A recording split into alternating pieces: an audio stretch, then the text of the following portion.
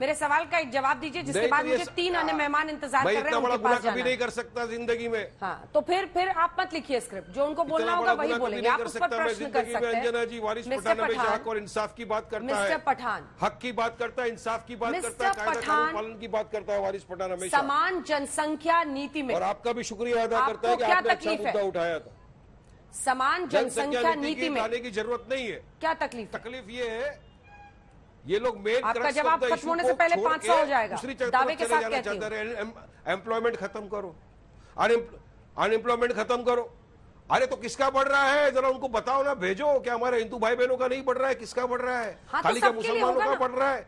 इसीलिए तो मेरा सवाल था, आपका भी सवाल था, इनके पास जवाब नहीं है। सबका होगा, जवाब नहीं है इनके पास। हिंदुओं पर भी लागू क्यों होगा, जवाब नहीं देते ये लोग? क्या जरूरत है सब पर लागू होगा पॉपुलेशन कंट्रोल बिल की? तौसीफ खान साहब, होना चाहिए समान जनसंख्या नीति।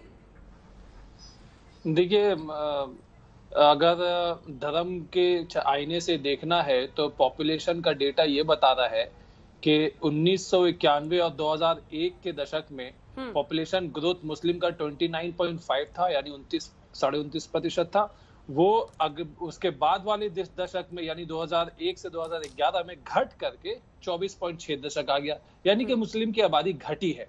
अब थोड़ी सी बात किया जाए कि ये पॉपुलेशन कंट्रोल बिल का प्रपोजल पार्लियामेंट में आया, उसमें यूनियन हेल्थ मिनिस्ट्री का ये जवाब था कि भाई अभी हम कोई पॉपुलेशन कंट्रोल बिल नहीं लाना चाह रहे। एक तरफ आरएसएस के प्रमुख कहते हैं कि पॉपुलेशन को कंट्रोल करना चाहिए, तो उन्हें तो वो या तो भूल गए, या तो उनकी याददाश्त कमजोर नहीं, या तो फिर वो हिपोक्रेट है। क्योंकि मैं आपको नाम लेकर के बताता हूँ, इलाहाबाद के मेघ मेला में शंकराचार्य बद्री कृष्ण वासुदेव आनंद सरस्वती ने बोला कि हिंदुओं को 10 बच्चे पैदा करना चाहिए। बीजेपी के एमपी साक्षी महाराज ने कहा कि हिंदुओं को 4 बच्चे पैदा करना चाहिए। बीजेपी के एमएलए सुरेंद्र सिंह ने बोला कि 5 बच्चे पैदा करना चाहिए, ये तो भगवान का प्रसाद है। सत्यादेव सरस्वती ने भी बोला कि हिंदुओं को बच्चे पैदा करना चाहिए। तो मोहन भागवत जी को तो कंडेम करना चाहिए। इन लोगों को सवाल का जवाब देने में डर लगता है क्या आपको? कंडेम करना चाहिए कि आप क्या समान जनसंख्या नीति आनी चाहिए देश में? और भागवत जी आबादी घटाने की बात कर रहे हैं। समान जनसंख्या नीति आनी चाहिए देश में, मिस्टर खान। इसका जवाब तो खुद गवर्नमेंट ने कहा कि नहीं आनी चाहिए। अरे आप बताइए ना, आप क्या चाहते हैं?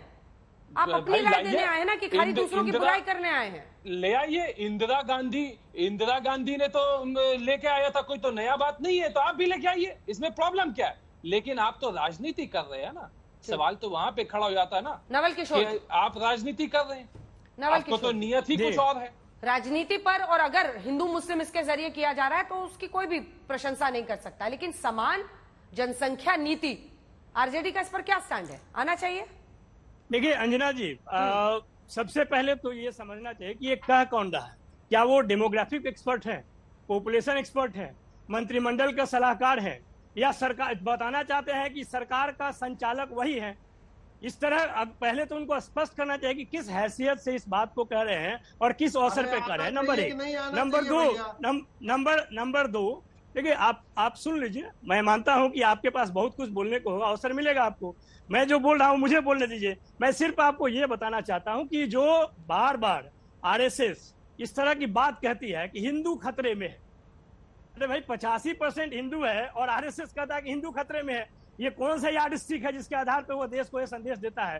तो ये जो वैचारिक असहमति है या वैचारिक असंतुलन है किसी खास कौम से, जिसकी जनसंख्या 20 करोड़ के आसपास है, 15% है, बार बार उसको कटघरे में खड़ा करके, और उसको डर इतना है कि 300 एमपी में एक भी मुस्लिम नहीं है, 1000 से ज्यादा विधायक हैं, उसमें एक भी मुस्लिम नहीं है। ये उनकी जो अंतर्मन की भावना है वो कहीं ना कहीं आ ही जाती है। उनको कोई मतलब नहीं है। नीतिगत फैसलों से अगर मतलब होता तो सबसे पहले वो बोलते कि इस देश में यह सरकार जिसकी हम संकल्पना करते हैं, जिसके पीछे हम खड़े हैं, वो इतना झूठ क्यों बोलती है। 2 करोड़ नौकरी देने का जो झूठ बोला उसने, और तमाम तरह के झूठ लगातार सर, आपको भी समान जनसंख्या नीति पर बोलने में डर लग रहा है? नहीं, डर आपको, देखिए डर आपको लगता होगा क्योंकि आप जहाँ पे बैठे हैं वहां पर प्रभावित होगा।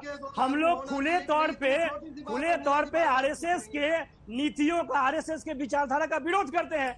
वो चाहे हमारे माननीय नेता लालू प्रसाद यादव, फिर से पूछ रही हूँ तीसरी बार पूछ रही हूँ आपसे, समान जनसंख्या नीति क्या देश में आनी चाहिए? हम लोगों ने बहस की शुरुआत की थी, ये नंबर जब मैंने डाला था 150 के आसपास था, अब 602 हो गया है। जिस तरह से देश में जनसंख्या में इजाफा हो रहा है, क्योंकि कानून बनेगा तो सब पर लगेगा, वो धर्म नहीं देखेगा। क्या नीति बननी चाहिए नवल जी? अंजना, अगर ये अंजना जी का विचार है मैं तो सरकार को नहीं, ऐसा बिल नहीं आया है क्या पार्लियामेंट में? मोहन भागवत कौन होते हैं कहने वाले, ये पूछने का हिम्मत है आपको? पहले ये बताइए ना। 10 बार है और 50 बार पूछ चुके हैं, और ये बार बार यही पूछ रहे हैं कि उनकी कहीं पर निगाहें थी, कहीं पर निशाना था। लेकिन नवल किशोर, आपको यहाँ पर सिर्फ बैठकर दूसरे पर उंगली उठानी है, क्योंकि आप जैसे नेता डरते हैं, क्योंकि आपको अपने वोट बैंक की चिंता हो रही है, आरजेडी के वोट बैंक की चिंता हो रही है। हो गया, आपका ज्ञान सुन लिया हम लोगों ने। ये शो इसीलिए किया गया है क्योंकि मोहन भागवत के बयान पर हम प्रश्न खड़े कर रहे हैं और हम प्रश्न पूछ रहे हैं। इनकी आवाज नीचे कीजिए। नवल किशोर, ध्यान से सुनिएगा मेरी बात। आज हमने ये शो आरएसएस प्रमुख के बयान पर किया है क्योंकि हम उस पर प्रश्न खड़े कर रहे हैं कि क्या उनकी निगाहें कहीं और थी, उनका निशाना कहीं और था। लेकिन आप में, आपकी पार्टी में हिम्मत नहीं है। मैं तो जानती भी नहीं कि औपचारिक रूप से आपका बोलना नहीं बोलना कितना मायने रखता है, लेकिन अगर आप में हिम्मत होती तो आप समान जनसंख्या नीति पर पार्टी का स्टैंड बताते। आप लोग पार्टी के प्रतिनिधि बनकर आते हैं, लेकिन जब सवाल किया जाए तो आप लोगों की अब आदत हो गई है कि सामने वाले पर ही प्रश्न चिन्ह खड़े कर दिए जाए। ऐसे बहस नहीं होती है। आप एक पार्टी हैं, आप शासन में इस वक्त बिहार में, आपको प्रश्न का जवाब देना चाहिए। दूसरे पर चिल्लाने से कुछ नहीं होगा।